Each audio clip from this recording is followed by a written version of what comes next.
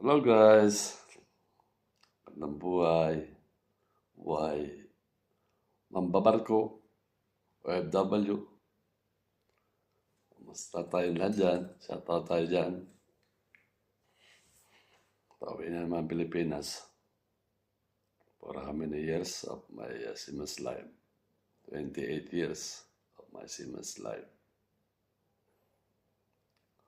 Nakakatuwa yung, nakakatuwa lang yung uwi ka ng malakas ang katawan pa rin at wala kang karamdaman is the best thing na sa isang OFW, sa isang manggagawa sa ibang bansa. Sa hirap at ng pagsakripisyo sa mga trabaho, ay maayos ang ating katawan. Isang blessing sa Panginoon yan.